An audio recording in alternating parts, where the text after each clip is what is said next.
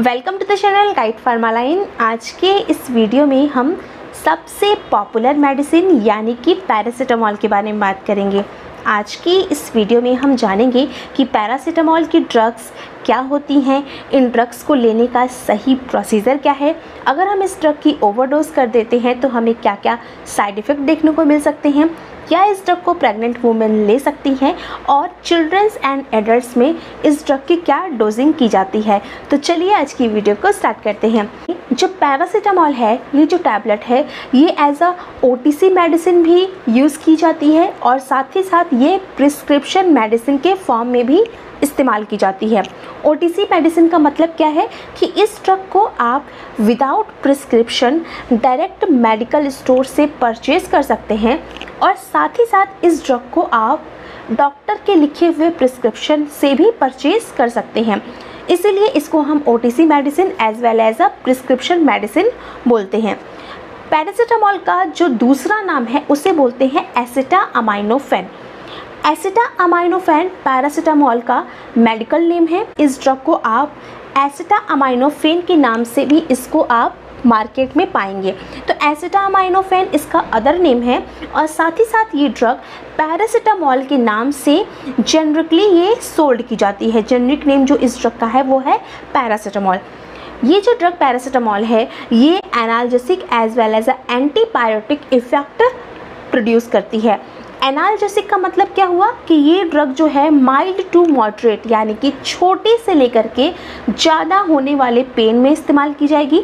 और एंटीपायरेटिक का मतलब है कि इस ड्रग को हम फीवर में भी इस्तेमाल करेंगे। मतलब हम इसको दोनों ही कंडीशन में यूज़ कर सकते हैं, पेन की कंडीशन में और फीवर की कंडीशन में इसको इस्तेमाल कर सकते हैं। अगर हम बात करें पैरासीटामॉल के यूजेस के बारे में तो पैरासीटामॉल को हम हेडेक में यूज़ करते हैं यानी कि सर दर्द में, माइग्रेन के पेन में यूज़ करते हैं, बैक एक यानी कि कमर के दर्द में यूज़ करते हैं, मसल्स के पेन में यूज़ करते हैं, टूथ एक यानी कि दांतों के दर्द में इस्तेमाल करते हैं, कोल्ड एंड फीवर के सिम्टम्स के रिलीफ के लिए भी हम इसे इस्तेमाल करते हैं, सोर थ्रोट यानी कि गले में जब खराश होती है, जो गले में दर्द होने लगता है, उसमें हम इसको इस्तेमाल करते हैं, फीवर की कंडीशन में इस्तेमाल कर रहे हैं और ऑस्टियोआर्थराइटिस के पेन में भी हम इसको इस्तेमाल करते हैं।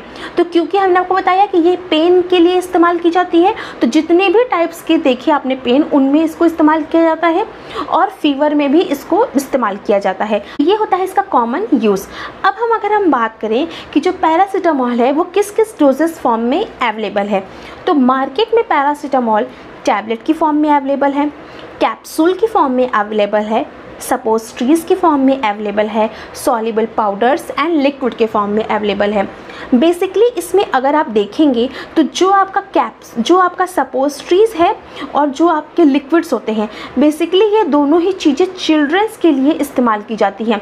कि जो चिल्ड्रंस होते हैं वो क्या करते हैं, वो इसको ईजी वे में यूज़ नहीं कर पाते हैं, इसके लिए उनको ये प्रिपरेशन जो पैरासीटामॉल की है वो लिक्विड प्रिपरेशन के फॉर्म में इस्तेमाल की जाती है या फिर सपोजिटरीज इस्तेमाल करते हैं। मतलब जब हमें पेशेंट को ये डायरेक्टली इस्तेमाल ना करवाना हो तो हम उसको अदर रूट से भी इसको इंट्रोड्यूस कर सकते हैं चाइल्ड के केस में, तो या इस फॉर्म में भी हम इसको इस्तेमाल करते हैं।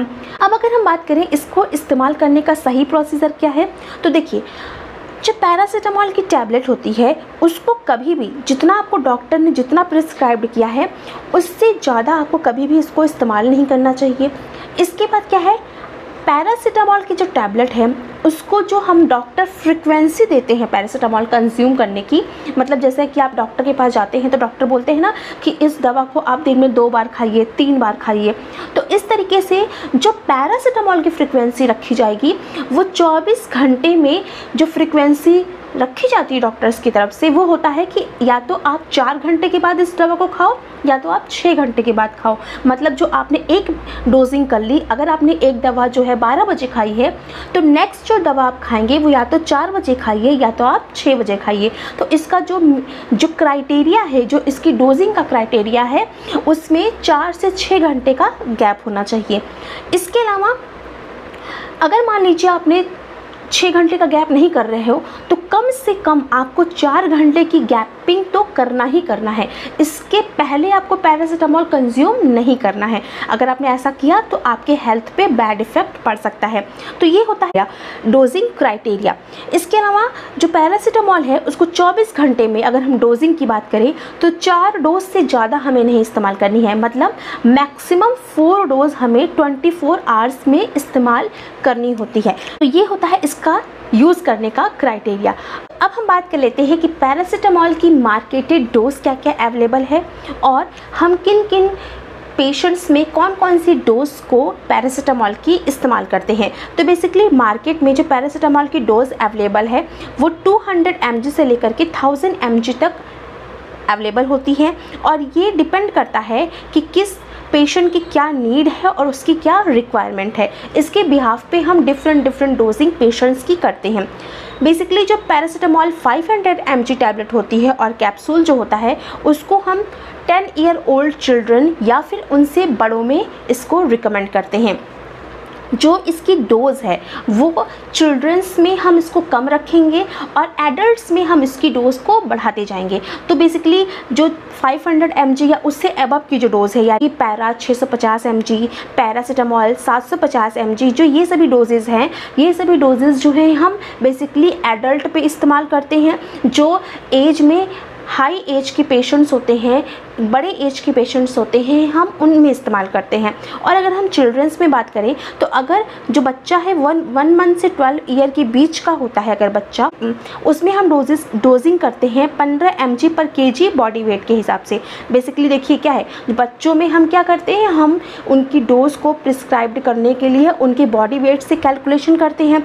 तो पर बॉडी वेट के हिसाब से 15 mg टैबलेट हम प्रिस्क्राइब्ड करेंगे। उसको हम डिफरेंट जो डोजिंग फॉर्म के फार्मूलाज होते हैं उसमें लगा करके उनकी एक्यूरेट डोज निकाल लेंगे। इसके बाद क्या है, अगर हम पैरासीटामोल 120 mg पर 5 ml या फिर 250 mg पर 5 ml जो सस्पेंशन होते हैं ओरल, उसको हम चिल्ड्रन के लिए रिकमेंड करते हैं। बेसिकली इसको इस्तेमाल किया जाता है 3 मंथ से लेकर 6 ईयर के जो पेशेंट्स होते हैं, जो चिल्ड्रन बच्चे हैं, उनके लिए इस्तेमाल किया जाता है। और देखिए सस्पेंशन की बात अगर हम कर रहे हैं तो लिक्विड डोजेस फॉर्म है, तो इसमें हमें काफ़ी प्रिकॉशन रखनी चाहिए मेज़रमेंट के ऊपर। जितना डॉक्टर ने मेज़रमेंट की लाइन बताई है, मेज़रमेंट का क्राइटेरिया बताया है, हमें उसी हिसाब से डोजिंग करनी चाहिए किड्स की। इसके बाद क्या है, अगर पैरासीटामोल 60 mg है, 125 mg है या फिर 250 mg है, तो उसको हम सपोजिटरीज़ के फॉर्म में इस्तेमाल करेंगे।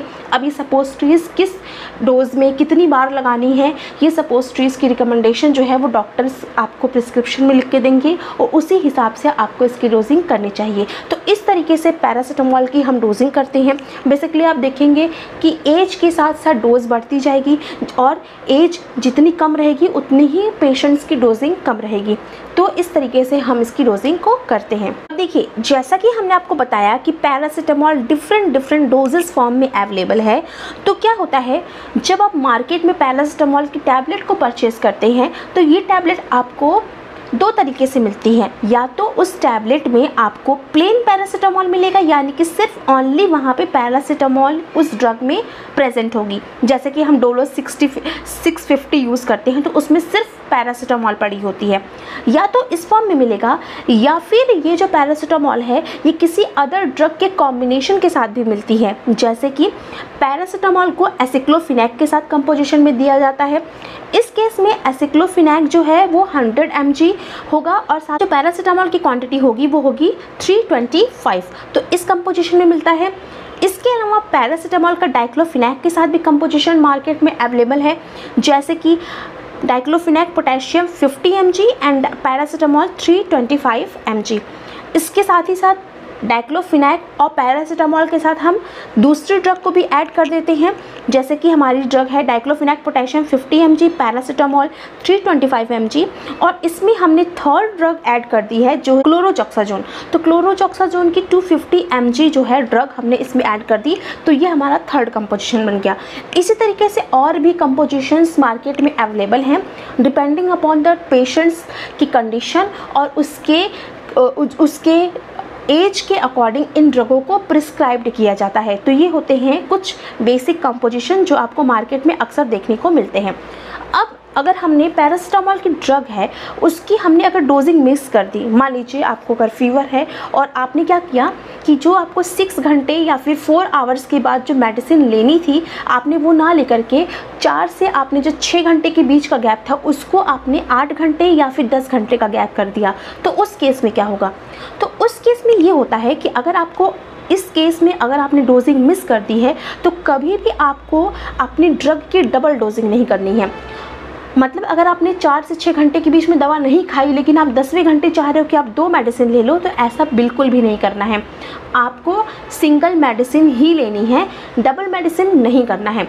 अगर आप ऐसा करते हैं, अगर आप डोजिंग बढ़ा देते हैं या फिर आपने जो है रिकमेंडेड डोज जो है उससे ज़्यादा अगर मेडिसिन को कंज्यूम कर लिया तो वो आपके लीवर पे काफ़ी हार्मफुल इफ़ेक्ट प्रोड्यूस कर सकता है और लीवर आपका डैमेज हो सकता है। तो इसलिए पेशेंट्स को चाहिए कि वो पैरासिटामोल की जो ड्रग है उसका जब कंजम्पशन करें तो बहुत ही सोच समझ के कंजम्पशन करें, कभी भी ओवर डोजिंग ना करें।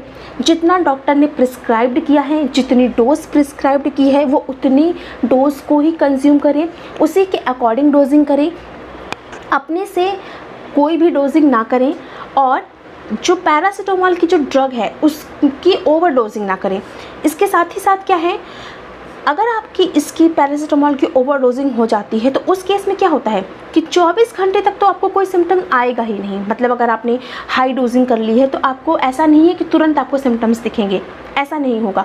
24 घंटे तक आपको कोई भी सिम्टम्स नहीं होगा।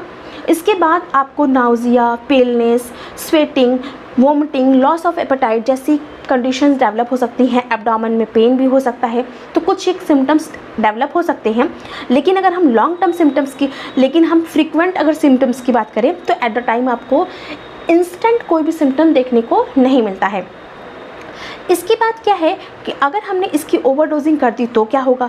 तो देखिए, अगर आपने इसकी ओवरडोजिंग कर दी, जो कि रिकमेंडेड डोज है उससे ज़्यादा अगर आपने डोजिंग कर ली, या फिर जो पैकेट पर डायरेक्शन लिखा होता है, कभी कभी आप देखेंगे पैकेट के पीछे भी डायरेक्शंस लिखे होते हैं पेशेंट्स के लिए, डेंजरस टू द लीवर ऐसे करके। पैरासिटामोल के केस में आपने देखा होगा कि अक्सर ये कोटेशंस पीछे लिखे होते हैं। तो अगर आपने उनको नहीं देखा और आपने फिर भी डोजिंग करने लगे, आप ओवरडोजिंग कर ली, तो उस केस में क्या है कि ये आपके लिए डेंजरस हो सकता है, ये आपके लीवर को डैमेज कर सकता है और इवन ये डेथ भी कॉज कर सकता है। क्योंकि पेशेंट्स क्या करते हैं, उन्हें लैक ऑफ नॉलेज की वजह से वो पैरासिटामोल, क्योंकि पेन किलर हैं, फ्रीक्वेंटली ओटीसी मेडिसिन के फॉर्म में मार्केट में अवेलेबल है, तो वो क्या करते हैं, फ्रीक्वेंट डोजिंग करते रहते हैं, जल्दी जल्दी डोजिंग करेंगे। तो उस केस में क्या है, ये उनके लीवर के लिए काफ़ी हार्मफुल इफेक्ट क्रिएट कर देता है और कभी कभी पेशेंट्स के लीवर भी डैमेज हो जाते हैं। तो ये सिम्टम्स जो देखा आपने कि अगर हम मिस डोजिंग भी कर रहे हैं तो हम, अगर हम ओवर डोजिंग भी कर रहे हैं तो हमें जल्दी इंस्टेंट तो कोई सिम्टम देखने को मिल ही नहीं रहा है। तो इस केस में क्या है, ये और हार्मफुल हो जा रहा है कि अगर इंस्टेंट सिम्टम्स नहीं देखने को मिल रहा है लेकिन लॉन्ग टर्म में ये आपके लीवर पे डैमेज कर सकता है। तो इसीलिए पेशेंट्स को इन सब चीज़ों का ध्यान रखना चाहिए। अगर इन केस कोई भी प्रेग्नेंट वुमेन है तो उसके दिमाग में क्वेश्चंस होता है कि क्या पैरासिटामोल हम ले सकते हैं, क्या ड्यूरिंग द प्रेगनेंसी ये सेफ़ है या नहीं सेफ़ है, इस ड्रग को लेने से हमारे फीटस पे कोई हार्मफुल इफेक्ट तो नहीं पड़ेगा। तो देखिए क्या होता है कि जो पैरासिटामोल जो ड्रग है वो प्रेगनेंसी के समय सबसे ज़्यादा इस्तेमाल की जाती है, वाइडली यूज़ की जाती है। इसमें कोई भी साइड इफ़ेक्ट फीटस पे नहीं होता है। पैरासिटामोल, देखिए, फीटस पे साइड इफ़ेक्ट कोई भी ड्रग तब प्रोड्यूस करती है जब वो प्लेसेंटा को क्रॉस करके फीटस के अंदर चली जाती है। तो पैरासिटामोल के केस में क्या है, ये प्लेसेंटा को तो क्रॉस कर रहा है लेकिन ये किसी भी तरीके का कोई भी साइड इफ़ेक्ट, कोई भी बर्थ डिफेक्ट फीटस पे प्रोड्यूस नहीं करता है। इसलिए ये सबसे सेफेस्ट मेडिसिन मानी जाती है। ड्यूरिंग द प्रेगनेंसी आप इसको इस्तेमाल कर सकते हैं, तो इसमें आपको कोई भी प्रॉब्लम नहीं होगी। आप इस ड्रग को, मेडिसिन को आप ड्यूरिंग द प्रेगनेंसी भी इस्तेमाल कर सकते हैं। जैसे ये सभी पैरासिटामोल के बारे में जानकारी थी। तो आई होप आज का ये वीडियो आप सभी को समझ में आया होगा। मिलते हैं नेक्स्ट वीडियो में किसी और टॉपिक के साथ। अगर आपको किसी भी टॉपिक पे वीडियो चाहिए तो कमेंट बॉक्स में लिखिए, हम उस पर वीडियो लाने की पूरी कोशिश करेंगे। मिलते हैं नेक्स्ट वीडियो में। Thank you.